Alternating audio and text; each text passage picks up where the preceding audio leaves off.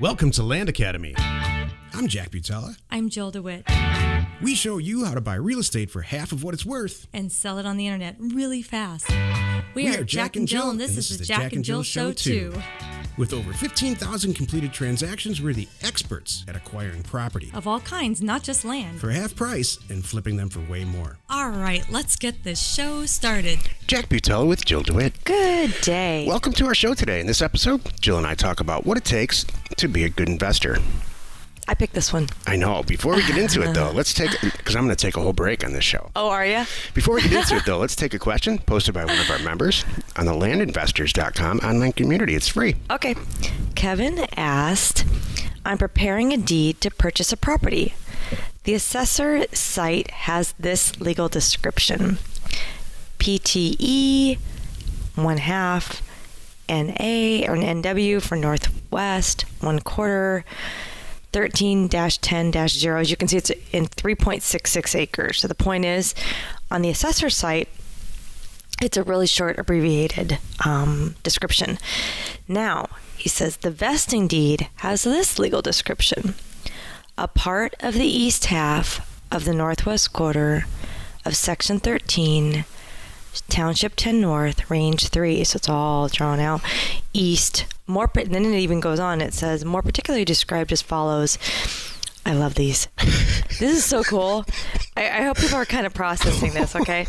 And then it goes on to say, more particularly described as follows. Beginning at a point on the west line of said east half of the northwest quarter of Section 13, Township 10 North, Range 3 East, 56 rods north of the southwest corner thereof, and it goes on from there. So I love these. Is it best to include, so here's the real question. He's like, I'm staring at these two descriptions. I got this really short one. Three. Exactly. And then he goes on to say, is it best to include the long description so that the recorder can see that it matches the vesting deed exactly? What do you think? How have you handled this? Thanks. And then Tom adds. Oh, yeah, and Tom adds, which is really good, because some of the people had already weighed in on all this one, and he said, yep, you have to use the long description on the deed. Tom's right. Or they will send it back. That's right. However, you can use a short version on the sales disclosure form. And that's yeah. So I weighed in in its success plant right now, and I said, "Yep, looks like you guys have this covered." So, which is true. Here's a big picture situation: the whole country, except for Texas, is on a meets and bounds survey system. So it's picture an XY axis. It's a principal and a meridian. Baseline and meridian. So some of you live in cities where there's a road called baseline, goes east-west, and it's really baseline. It's the baseline for the whole city. So the answer to his question is, you always literally copy and paste from the vesting deed, literally. So that answers that. But let's go back to the assessor description, because I've seen people make, even pros like us, make mistakes like this. PT means portion. E means east, the east half. NW, northwest. And then there's quarter, so northwest quarter. And then I think that's, section, range, and township. 13-10-3. And then it gives the acreage, 3.66 acres. If I was teaching this to a 5th grade class, I would say, class, do we ever trust the acreage that the assessor puts on there? Because 10 assessors ago, from the one that's in that position right now, they decided to make their lives easy and put the acreage on the end of it so that they can assess it before computers. To assess it, like 40 acres is going to be assessed for more money than more value than 3.6. So never ever ever trust that. Always. Use parcelfact.com or whatever tool you're going to use to locate it, earthpoint.us, whatever tool you use, make sure you find it. Right. And then and look at it and measure it. Right. Well, I was going to just add what I do and what Tom, vesting deed, divesting deed, divesting deed, divesting deed. Whatever the legal description is, that's what I do. And like Grant, we've talked about this many times, grantor, grantee. Even if they misspelled somebody's name, I'm going to misspell it again. Just because it's going to match up perfect.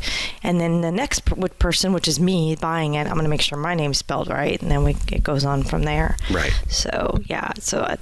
That's a good question, by the way. I don't think we've ever, in the history of land investors, talked about legal descriptions on the show or anything. Exactly. I'm glad we got a chance to do it today. Yeah, and we're not going to talk about how to read them or do the backwards thing. We're not going to go there. That was Jill's figurative kicking me under the desk. Yeah, don't go there. You already did enough, thank you. You've got everybody confused with the acres. Oh, we have. It was really about which do I put. Half the listeners that are left listening to this show. Thank you. After this question, I'm sure of it. Exactly. Thank you.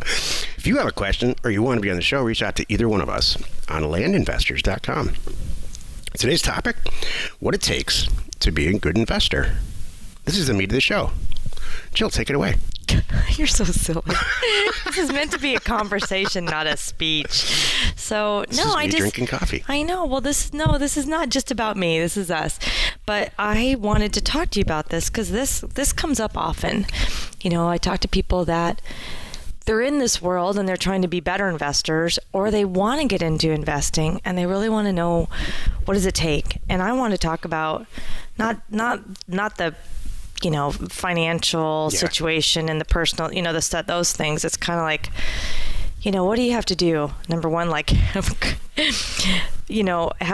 a good instincts, have a, ball. How do I say a strong stomach? I don't know what I'm trying to say, thick but skin. Thick, that's it.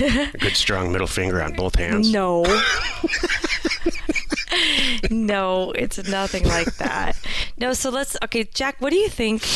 What separates you from the rest in being, because you are an awesome, incredible, I know no one better than you investor. What is it about you? Focus. And working on what you're working on at that time without thinking about the big picture.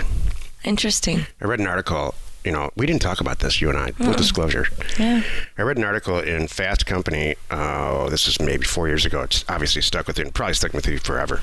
And they asked this question: what's the difference between somebody who's incredibly successful, no matter what they do? I don't care if you're a brain surgeon, and somebody who's not. And it's this. It's this sentence. You're choosing every day, and what you're working on, it's wrong. What you're choosing to work on as an independent investor on your own, you don't have a boss or anything. You're working on the wrong stuff. How do you know that? How do I know that you're working on the wrong stuff? Yes. How do you know what to work on? Yes. Okay, so here's my question: If our whole article is every day you're doing the wrong stuff, then what are the right stuff? This is what you do if you're brand spanking new, especially if you're young. In the very beginning, the first day you start doing this, you follow directions. You don't have an opinion. And I'll use cash flow from land as which we're launching tomorrow, by the way. Not launching, but web enabling it. So we're going to burn the DVD parties. That's the educational component to this. If you follow it to the letter, I just got off the phone with a guy who's one of our members, and I asked him this question. He said, I just followed the cash flow from land program exactly to the letter, how you did it. I used the forms that you have. I picked the counties the way that you did. He's cleared $600,000 so far this year. So if you're brand new, what does it take to be a good investor? Not much. Just follow directions. And don't have any emotion about it. Tim Robbins does this whole thing. Tim Robbins answered this question. And he said, you're too emotional.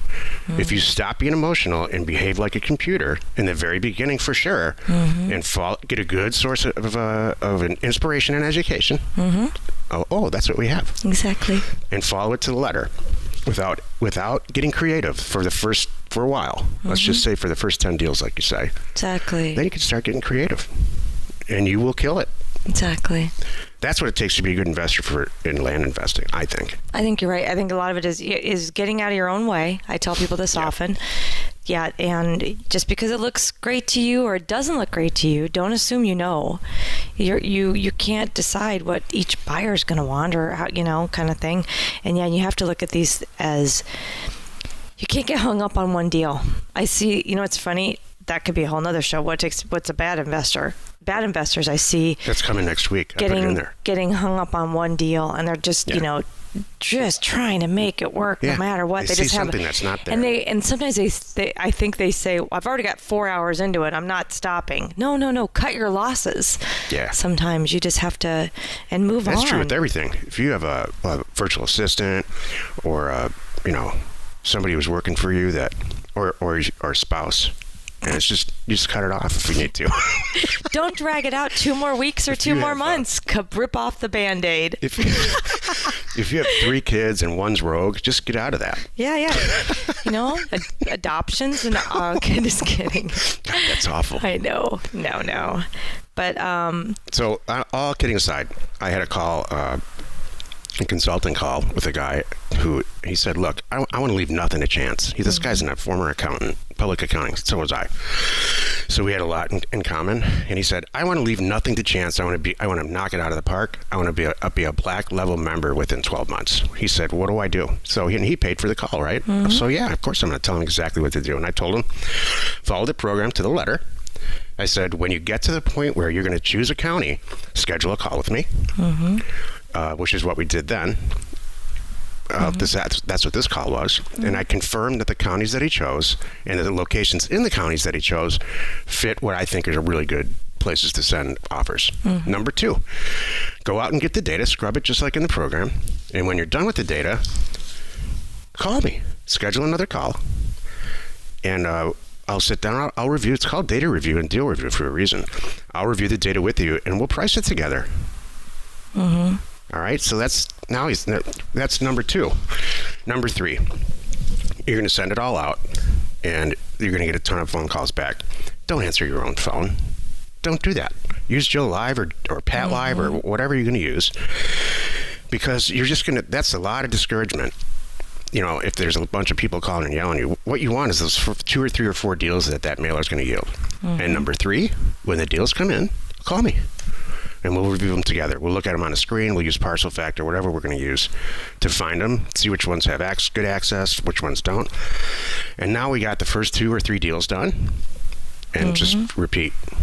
Exactly. And then I said, as a joke, because this happens, there's several people that I've done this with, then I won't hear from you for a year. Oh, that's so true. Because you're going to watch your bank account go nuts, and it's like, yeah, I got it, no problem. Exactly. It works. That's it. That's another good point. Having like we talk about this often, having a system and being consistent and give yourself a cushion. Even if it's like, this is true. One of the things to be a good investor, I see a lot of people, is when they go, okay, week 1, I'm working on this. I'm going to perfect it. Got it. Move on. Week 2, I'm going to do this. Week 3, I'm going to do this. Week 4, and it just keeps building. You can't go wrong when you have that attitude. Yep. Then it's easy. There's a calendar that comes with a certain level of membership on Land Academy called the Success Calendar. And there's actually 2 of them. One is for a full-time investor, and one is for somebody who has a full-time job. And it lays out the steps like 3rd grade level stuff. On Sunday, do this. Next Sunday, do this. Spend 2 hours doing this. That's like I've written those articles. What was my thing? It was just about, what was that article? I did a whole series on just how to do your first deal in 45 days. That's what it was. Yep. And it was spelled out with an hour, 2 hours, 3 hours, whatever it is, a week on this, next week work on that, and just like I said, and that's how you're going to be a good investor. Let's see if it matches up to mine. I bet it's dead even. I'm sure you read it in the newsletter a while back. Oh, we have a newsletter? Oh my goodness. So yeah. Every time I read stuff that you write, it just makes me feel bad about myself because you're so much better of a writer than me. No, I'm not. I'm like, man, oh my gosh. I'm like, what was I like when you feel bad about yourself? I'm like, shoot, what did I do? I'm sorry. Oh my gosh. No. Okay. Join us in another episode where Jack and Jill discuss how to use information, that's me, and inspiration, that's me, to get just about anything you want. We use it every day to buy property for half of what it's worth and sell it immediately. You are not alone in your real estate ambition. You are a better writer than me. No, I don't think so. Anyway, thank you, though. We're pretty good together. Let's just keep it at that. Thank you. I think we're Both good. Information and inspiration to buy undervalued property. We are Jack and Jill, and this was the Cash Flow from Land Show. We are the experts at acquiring property Of all kinds, not just land. for half price, just so we can flip it for way more. And really fast. Thanks for listening. You are not alone in your real estate ambition.